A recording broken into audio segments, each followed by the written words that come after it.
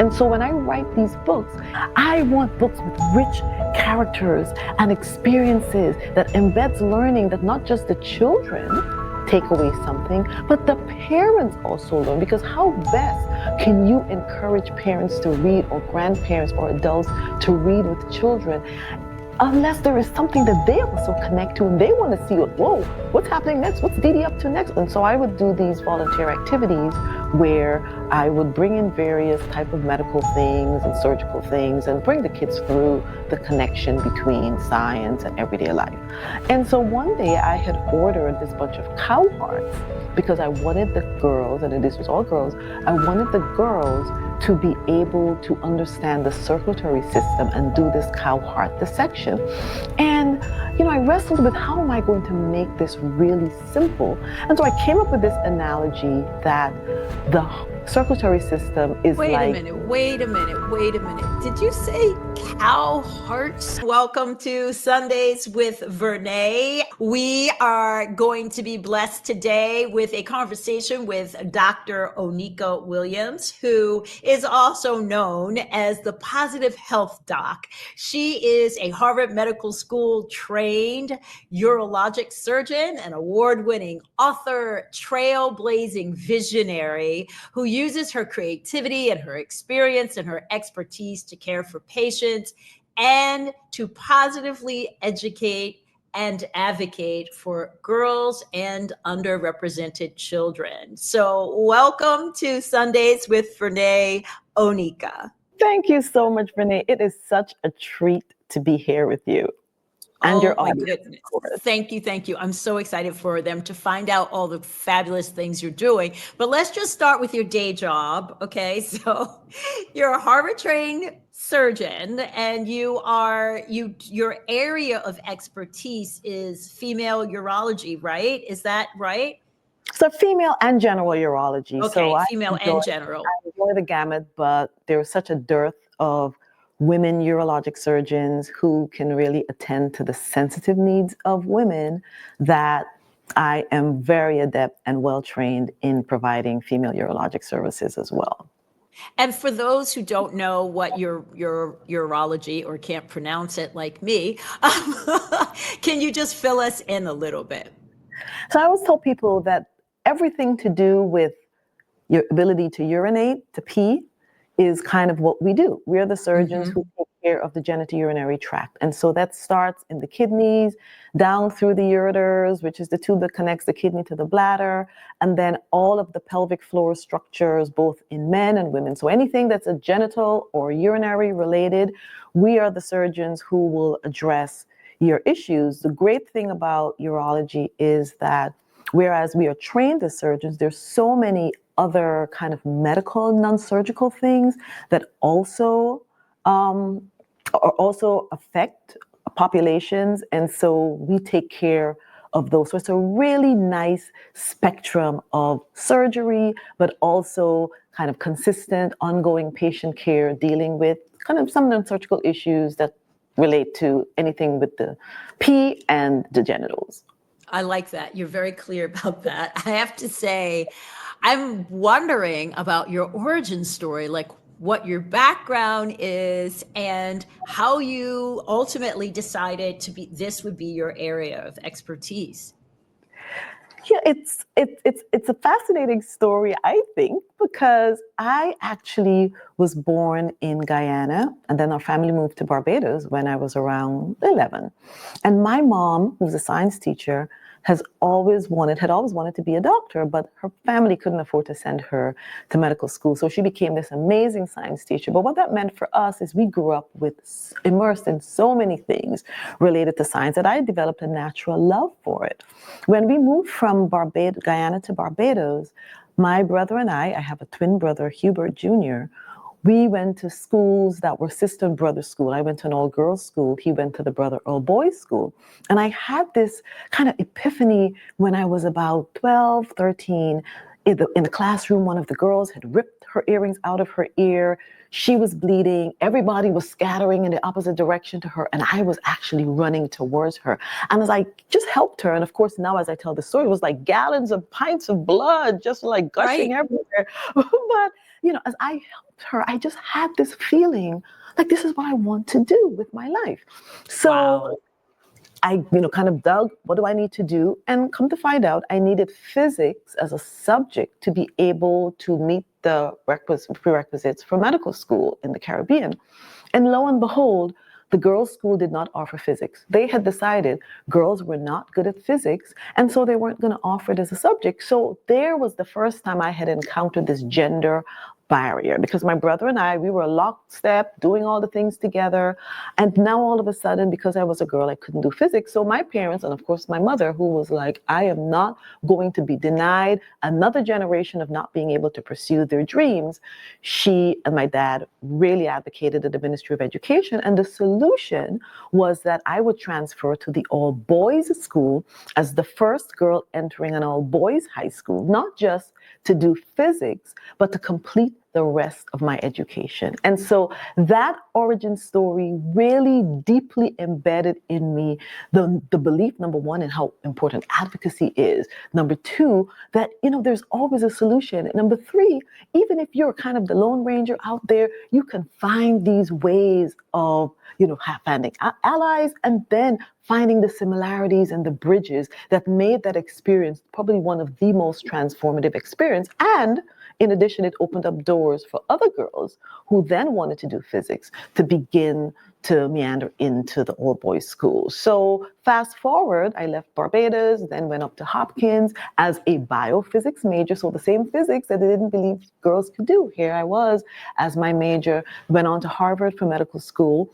And that was the beginning of, wow, here I am, and this is what I wanted to do. And how do I get to urologic surgery? Well, when we get to medical school and we start our clinical rotations, there is something for everyone. And it's just a matter of finding what is it that really strikes your fancy? Like, what is that feeling that, this is me? And that was surgery for me. I got into the team. It was go, go, go. I mean, constantly on the move, in and out of the operating room, my hands, loved having that feeling of, wow, I'm saving lives using my hand. And that was just me. And so that is the origin story of how I came to surgery and urologic surgery. That was a little bit of an extra step. But once again, it was a personal interaction with a patient that said to me, this is what I want to do. Wow. First of all, how long have I known you? I've never heard that story. But I also was just feeling what it must be like to be a young girl, especially like a Black young girl, like listening to you tell this story and like watching their eyes open and their hearts really start to embrace this idea that all things are possible. Absolutely. Just imagine. And it was, I think for me, when people hear that story, it also kind of opens up the imagination of, wow, people ask me, well, what was it like as a girl in an all boys environment? And, fast forward, it's so interesting how our early exposures and early influences impact on what we do in our future life. Because as a urologic surgeon, I'm 0.001% of doctors in this country are Black female urologic surgeons. So, and when I started in this specialty, only 1 to 2% of the specialty was women. So it's not hard to see the connections of how I developed this level of comfort of, yeah, I could do the things with the guys. I could be one of you, and I could, there are literally no limits. This is huge. First of all, thank goodness for your parents who were advocates. Yes.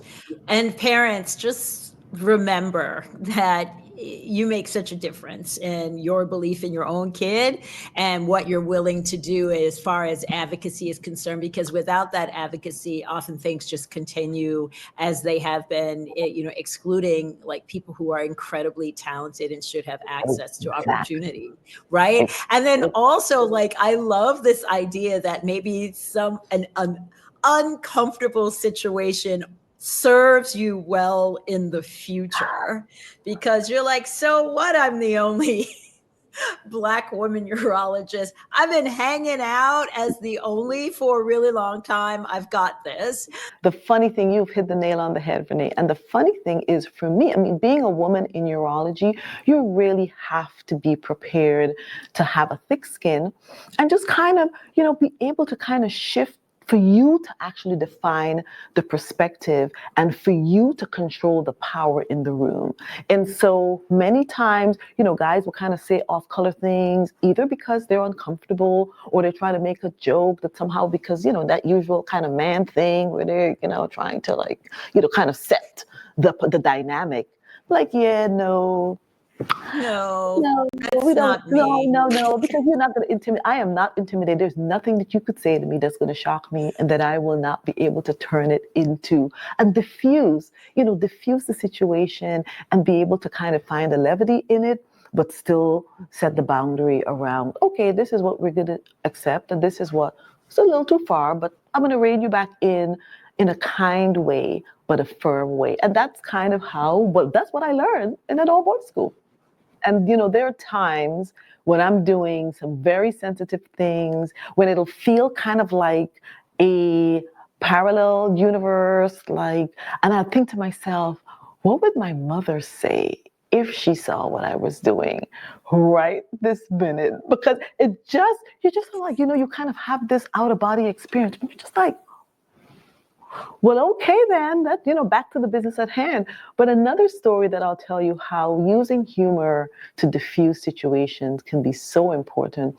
It is not uncommon for me to walk in either to the emergency room where I have been called as the urologist on call to deal with a significant issue, or I'm walking into my exam room, meeting the patient, and now we're talking about surgery.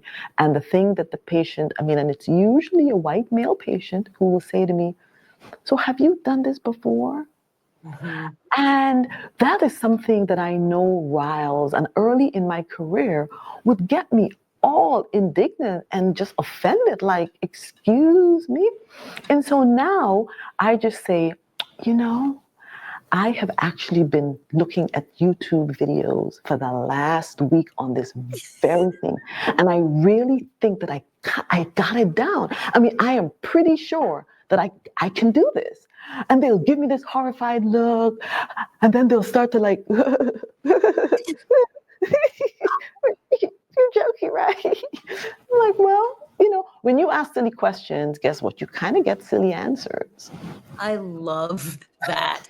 And I also love what you're mentioning, which is that for a while that bothered you until you could figure out how to use your own power, like you said, to turn it back. And there's so many ways to do it. Humor is one of them. And I think that when we allow people's ignorance to impact us negatively, then we're giving them too much power. And I know that's easier said than done, because there are some situations where it's just so egregious and it's also harmful. But there are, I think, times and places where we get to pull that back and say, hey, you know what? I know what I'm doing. And so I love that. And I am dying for our audience to meet this other person that you are.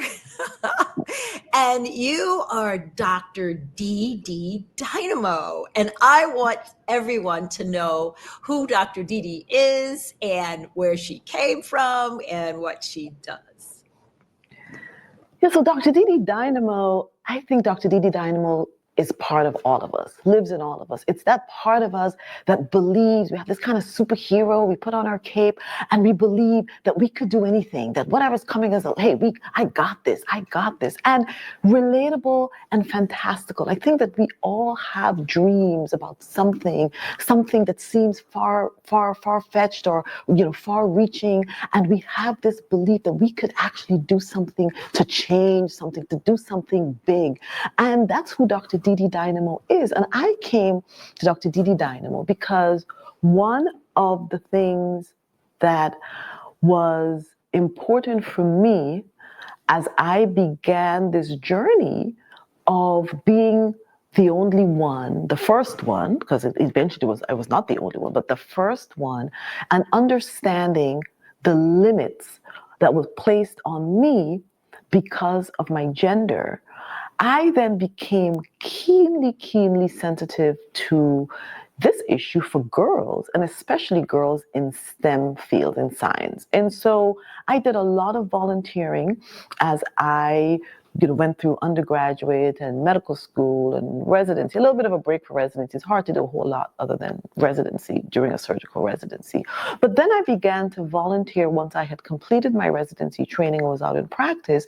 I began to really begin volunteering much more frequently with girls in science. And I was part of Myrtle Baptist Church that in Newton that started a chapter of Science Club for Girls. And so I would do these volunteer activities where I would bring in various type of medical things and surgical things and bring the kids through the connection between science and everyday life. And so one day I had ordered this bunch of cow hearts because I wanted the girls, and this was all girls, I wanted the girls to be able to understand the circulatory system and do this cow heart dissection. And I wrestled with how am I going to make this really simple? And so I came up with this analogy that the circulatory system is Wait a minute. Did you say cow hearts? Cow hearts. I ordered cow hearts from the abattoir. And I had done during my undergraduate at Johns Hopkins. So I knew that I could get body parts from just ordering them from the slaughterhouse.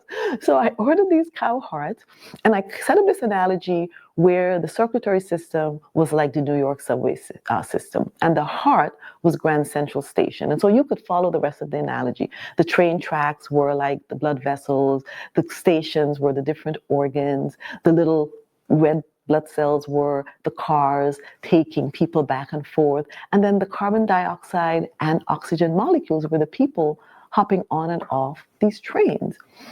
And all of a sudden, it's like the light bulb went off. I mean, the girls were, it's that simple. And so the light bulb went on for me too, which is, wow, I could connect complex science ideas and concepts to everyday experiences. And through telling a story, I could create these bridges of understanding for children. And so then came the whole thing. I'm like, wow, we had not yet had our son Mark. We had all these godchildren, a lot of them girls, and all the books and so on and so forth had pretty much, number one, very few characters of color, and no kind of girls, superhero, powerful girls doing, really amazing things. And so I was talking to one of my good girlfriends, she's a trauma surgeon, and we were comparing notes around what she was doing in the operating room saving lives and what I was doing, in the operating room and in the office saving lives in many different ways. And it occurred to me that, wow, we're like superheroes. And it is there, right in that moment, that I said, I am going to write, because I love writing. My dad is a journalist. I had grown up, and the kids out here will really appreciate this. Where I grew up in Guyana and Barbados, we had no television, never mind iPads, iPhones. We had absolutely no electronic devices. So we read. Our worlds were created by exploring beyond, through the pages of a book, going every and anywhere.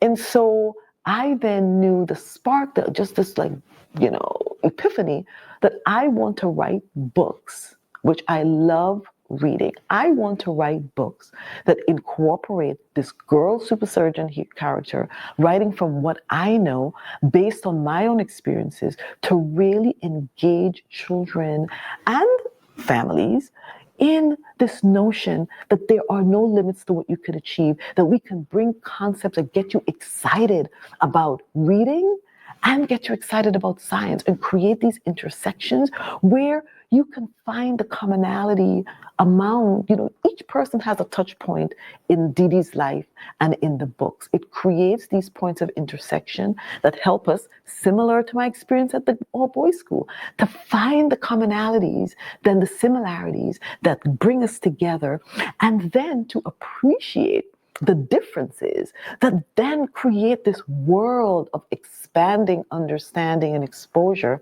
that then, from my belief, is that that is how we do away with unconscious bias, with these negative stereotypes.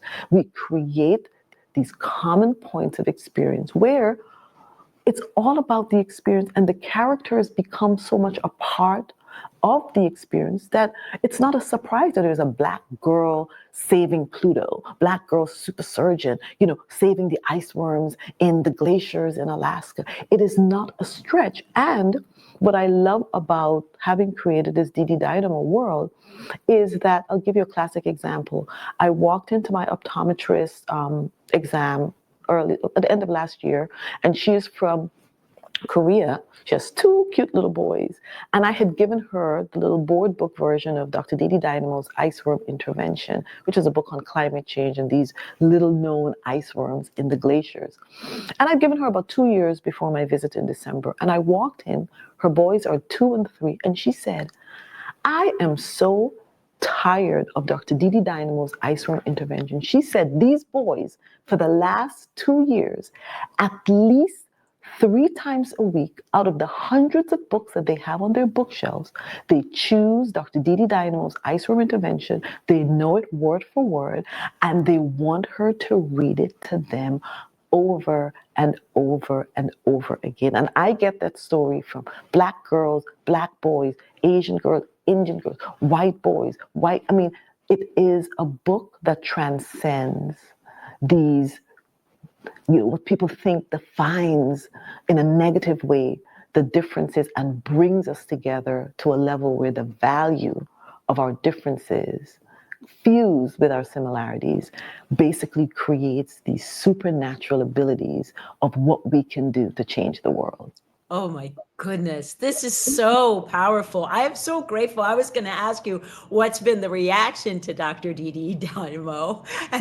And apparently the children really love it. The parents are like, excuse me, but can we get another book? How many books do you have now? Yeah, so right now I have about 15 books. Wow. And all different versions. And you are so right. And what is really cool about it, because you know how we are, Vernā, love of learning is, I think, at the top of what is of value and priorities and our philosophy.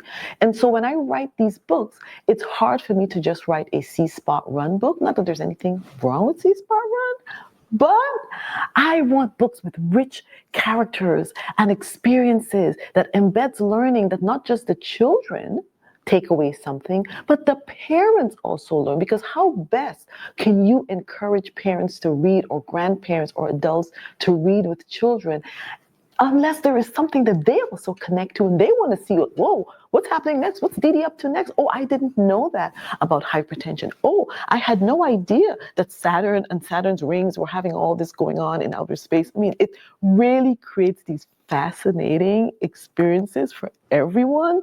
And because of that, it's a great teachers find that it is an amazing bridge that takes these abstract concepts, brings them to life. So it creates an anchor for kids to then be able to then connect to material once presented after they've had a Dr. Dee Dee Dynamo experience in whatever the topic is that they're addressing in school. It's like, I can see it. Because visualization and bringing things to life is an amazing way to basically share knowledge. So how can we make a dent and change and provide some type of innovation in how we disrupt the way we think about what is people stereotypically think as an adult issue? We have to start with our kids. We start with our kids. We give them the language. We give them the awareness. We put bells on hypertension so that it is no longer the silent killer that sneaks up, but that we can use a simple blood pressure cuff that should be a part of every household. That's blood pressure patrol that literally can identify high blood pressure before it becomes an issue. It's very simple. Kids can be the conduits, can be health ambassadors, not just for taking care of themselves and making choices that impact on the things that create elevated risk for high blood pressure, but they can also be the conduits into families so that together families can work on making sure their diet is appropriate, cutting back on salt, exercising together, having those moments of mindfulness and meditation to calm down the physiology, sleep well. I mean, and then you bring it to life so that you develop a personal relationship. I always say that if you actually know someone and become a good friend, like you know their name. I'm like, why aren't we naming our hearts? Why doesn't our heart have a name so that we think about our heart like, oh, Henrietta Hart. I want to make sure that I am taking care of Henrietta Hart. I want to make sure that I'm not eating anything that's going to put her at risk. I have a personal relationship with inside my heart, because who's ever thinking about their heart as a person and making sure that you have this relationship to care for the things that make you healthy. And so I love that. And once kids get on it, they stay on it. they Okay. say, I remember my kid one time saw someone who was like a family friend smoking, and he came and he was like, they're smoking, I mean, but there was this whole education campaign, right? yeah, And kids really carried it. They're carrying the environmental message. These are the absolutely. folks who are seeing how important these issues are. So it's so smart that you focused it, and found a place to put this message to kids and their families. So I'm going to end us with a word that gets used with you a lot, which is positive. You're the positive doctor, health doctor. You've got an island of positivity. You are the chief positive officer for your own company. What are you positive about these days? Share a little bit about why that word is used with you often. The word is used with me often because, and I think, from all the history that I told you, is that my experience has been one that I've always been told that you can do it. And despite positivity, having a positive mindset, people kind of associate with, oh, rose-colored glasses, denying that bad things happen, just denying negativity exists. And actually, that's not what it is. What being positive and having a positive mindset is about is having a process by which you extract the things that empower you, that activate you, and that add to you. And so you have the power and the choice to do that. And so what we believe, I mean, every single idea, every single, discovery, every single, amazing technological advance starts as an idea. Somebody thought it, and then it came to life. They believed it. So you cannot do anything without first having the thought. And so that tells you how powerful your mind is. So if you have a positivity process, which for me are these 5 habits, there's always a solution. You just have to work to find it. Speaks to what you believe. 2, convert the limit into the opportunity. How are you going to transform all the things that are challenging you? Where is the opportunity in it? It empowers you to think that way. What are you going to hold on to? You hold on to the positives and you discard the negatives. The fourth is, we're all here for a purpose. It's linked to caring for others. And then the 5th is to be thankful and to believe. And so for me, what I practice that process, and you know why it matters? It matters because people who have a positive process are more positive, have less heart attacks, they're less depressed, they have better relationships, they live longer, they have, they are happier. So it matters what you believe. Your mind is so incredibly powerful, and having a discipline around it helps you to get there. And so what am I positive about these days? I am positive about the fact that the spirit of our ancestor lives strong. I can feel it. The shoulders that we stood on, who blazed trails, who in spite of all of the obstacles, persevered, persisted to create paths for us to do what we're doing. And in spite of what anyone will say, they made it, which tells us that we can make it. I can feel it. The hope is alive and is strong. And I'm also positive about the hope that I see in the eyes of our young people, how our children are still pursuing excellence. They're still having visions for themselves. They're creating space for differences and embracing it all. And they believe in a world that will serve all of us, that will take care of all of us if we take care of it. And they're unapologetic about getting rid of status quo and forging new and different ways to approach the world with compassion, with empathy, with kindness, with a belief that we all deserve a place at the table. And that gives me so much hope. And I'm so incredibly excited about that. Well, let me just say, you have positively been an incredible guest. And I know so much of my audience is just filled with excitement and just so much enthusiasm and inspiration from you. Your words have been amazing. The work you're doing is amazing. Where do people get Dr. Dee Dee Dynamo books? So people can get the Dr. Dee Dee Dynamo books. You can go to my website, www.drdeedydynamo.com. You can go to my Amazon store. You can find me on LinkedIn. You can find me on Facebook and on Instagram. And you can follow my positivity pauses as well. Every day, Monday through Friday, there is a positive message that gives you that little boost of positivity to help you to just reset, redefine, recharge before you resume. Thank you so much, Oneeka. We are so grateful that you came and you brought Dr. Dee Dee Dynamo with you. We will all be better off because of this opportunity to hear from you. Thank you. Thank you so much, Vernā. This has been a treat. And I am so thankful for you inviting me to be able to share some of me with you and your audience. Awesome. Thanks for joining us. Be sure to follow me at Vernā Myers on Instagram and Twitter. You can also listen to my podcast on Spotify and Apple Music. Subscribe to my channel and share this episode with someone who is going to join us in this space. Make sure to visit my website for DEI resources and online learning courses at vernamyers.com. And make sure you sign up for my newsletter to stay in touch with me. Thank you again for listening, and see you next time for more Sundays with Vernā.